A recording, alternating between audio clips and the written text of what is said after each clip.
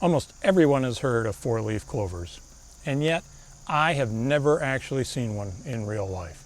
I have looked on and off over the years, but I never tried really hard to do so. But finally I said enough is enough. I am going to find a four-leaf clover, and I'm going to stick to it until I do so. There are going to be a couple of ground rules to this quest. One, in order for it to be official, it has to be a white clover. No other species. It has to be that particular species of flower. Second, I'm going to do it in my yard. I can look in the front yard, the backyard. I am not going to go to any parks or preserves, nearby prairies, anything like that. I'm going to restrict it just to my personal yard. I don't really know how common four-leaf clovers are. If you go on the internet, you'll see that the odds of finding one are 1 in 10,000, 1 in 5,000. I don't know if these are particularly accurate or not. So another aspect of this is we're going to see if this applies to this particular yard, and so we're going to do a little bit of science associated with that. And one of the themes of this particular channel is doing science that anybody can do with very practical equipment. So in order to do that, I am going to use 4 boards like this, and then I mark them off in 1 meter segments, and then I arrange them to form a square so that I get 1 square meter, which is roughly equivalent to a little over 10 square feet. I am then going to count every single clover within that space. And to do this without double counting, I'm going to pick every single clover. I'm going to put them into piles of 10. Once I have 10 piles of 10, I'm going to put them into a pile of 100, put them to the side, take a picture to document that, and then keep going and going and going until I have examined every single clover within this square. Okay, let's see how it goes.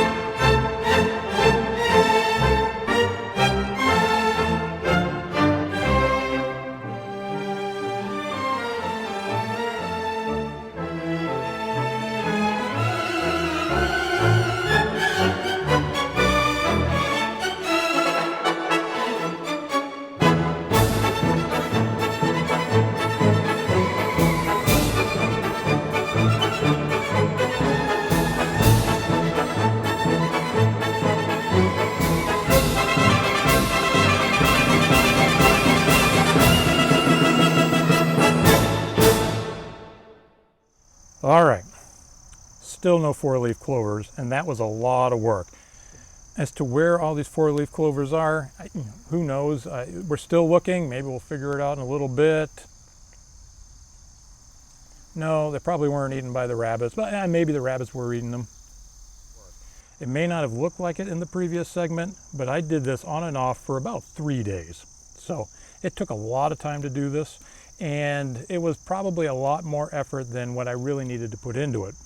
Mainly because when you look at a yard and you see the clovers, there's typically a lot of large ones on the surface, but once you pick those, you'll see that there's another layer underneath, a little bit smaller. You pick those and then there's another layer underneath, and they're even smaller, and they're all embedded in the grass. So it becomes very, very difficult to do these exhaustive searches. And in retrospect, probably shouldn't have done it that way.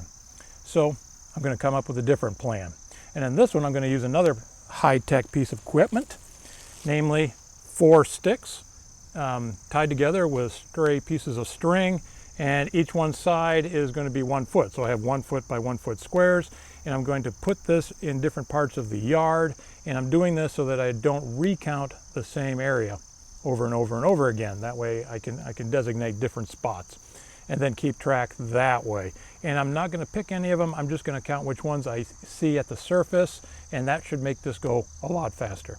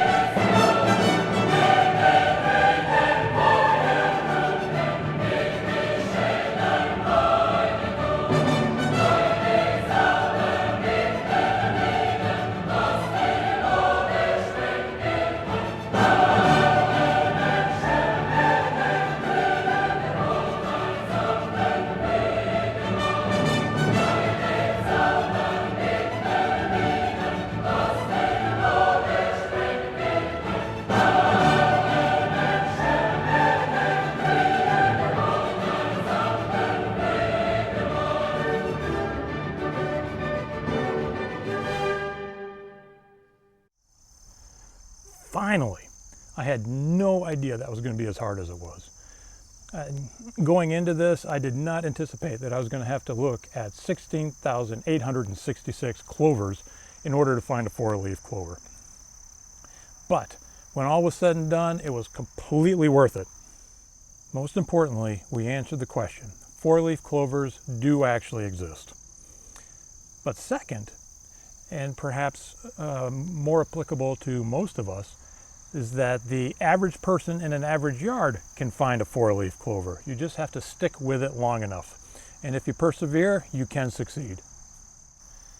Now, I have left out a lot of the details in this particular search in order to keep this video on the shorter side.